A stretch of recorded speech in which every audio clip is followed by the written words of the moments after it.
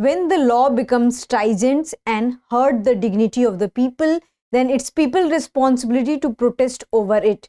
Hello everyone, welcome to the new series of Drishti IAS. I am Ritu and today's session is about new hit and run case and what is the new law over this. So moving to the points of discussion part. First of all, we are going to discuss the news and then we are going to discuss that what this new law contains and why truck and bus drivers are protesting over it and what is the impact of strike of all these things, and then practice question for prelims, and later we will also discuss the mains answer. So moving to the news part. So the whole taxi driver, truck driver and bus drivers and different vehicles, their association has called for protest of 3 days. And why this protest has been called? Because of the new law which has been enshrined in the Bharatiya Nyay Sanhita bill. So what is this new law about? We'll discuss in the next slide, but this is a 3-day call protest and so many drivers are protesting over it because they are saying that this is very unreasonable on the driver's part and it is not respecting the driver's sentiments and their needs, and sometimes it can be illegal also. So that's why, and because of that so many people are suffering. The fossil fuel prices is rising, there is so many jams and traffic are happening across the country, especially in Gujarat, Maharashtra area. So this is the news we are going to discuss.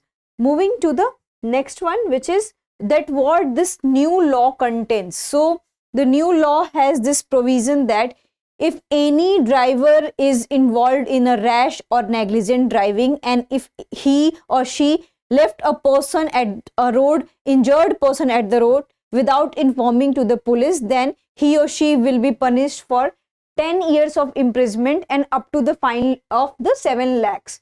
So this is the case they are asking.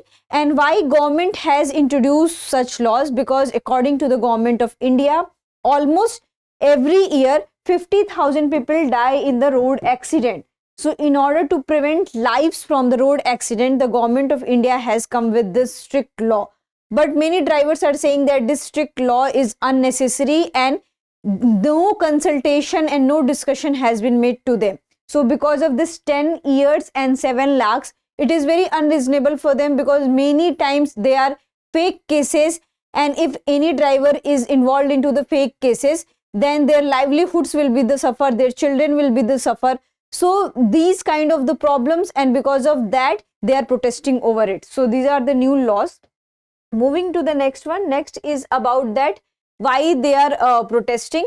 So we already had discussed that because of the unjust punishment and there was no consultation have been made to them, there was no discussion, and this is the demand of truck drivers, taxi drivers, that there should be an association, there should be a talk between the government and association and their representative, that when you have to introduce such kind of the laws, a prior consultation is needed, that what are the problems you are facing, and if you are introducing such laws, then our consent and our views are mandated there. So because of that they are protesting over it, because many times we have seen that few drivers are stuck in a very illegal cases, and if any driver is transporting any injured person, then there may be a chances of mob violence, and sometimes that person is caught because sometimes they have this misinterpretation that this person has brought the injured person, it means that that truck has only hit that person.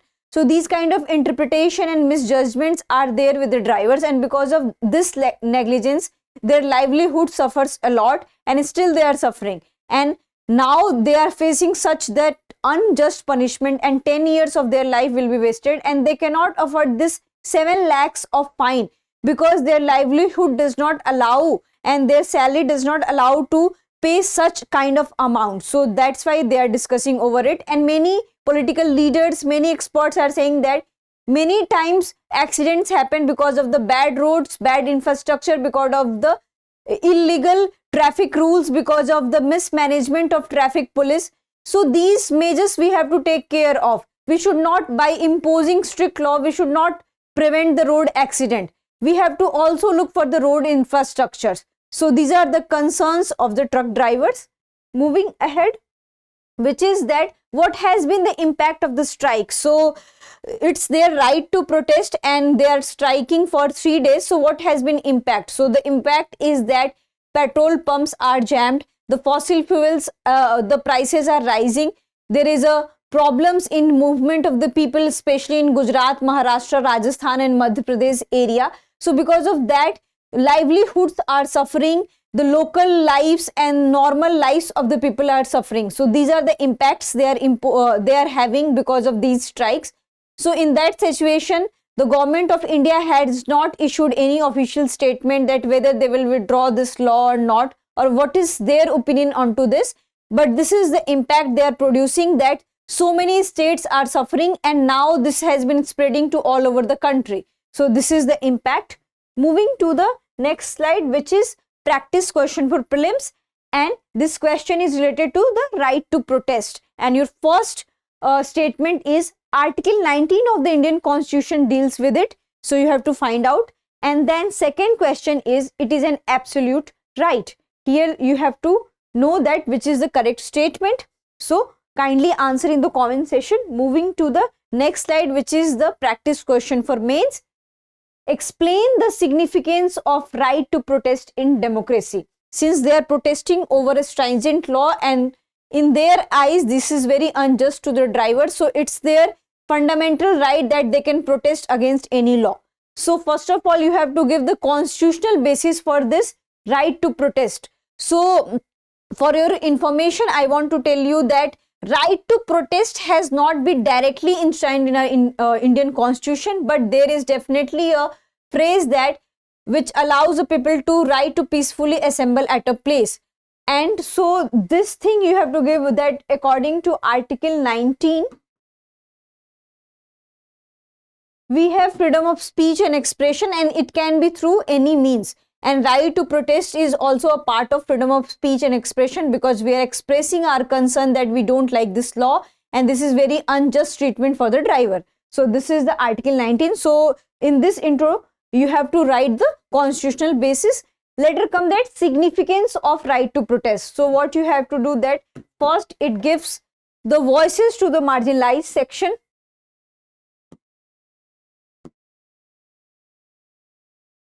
Then set a standard example of democratic country or democratic society.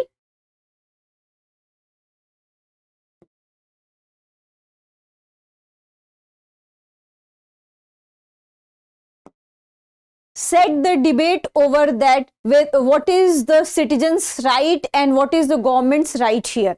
So in that way, these are the all pillars of democracy: right to debate, right to have a good democratic society. Then we have also that voices of the marginalized section, because in democratic society everyone is equal in terms of freedom of speech and expression and in front of the law and in front of the government. So all these pillars are a part of democracy. So in any democracy, right to protest is an important tool, and it gives the power to the citizens that no government can be absolute and they cannot act as an absolute. We have elected you, the people have elected the government, so it's their right to listen to them, and prior consultation is needed. And if any laws and if anything is worrisome situation for them, then government of that country must listen to them. And we have seen the impact of such kind of protest in Nirbhaya case, in the Kisan Andolan, that Kisan Andolan has been withdrawn the 3 laws which has been imposed on the farmers, and for the Nirbhaya case more security laws and security acts has been introduced. So these are the good example of protest we have seen.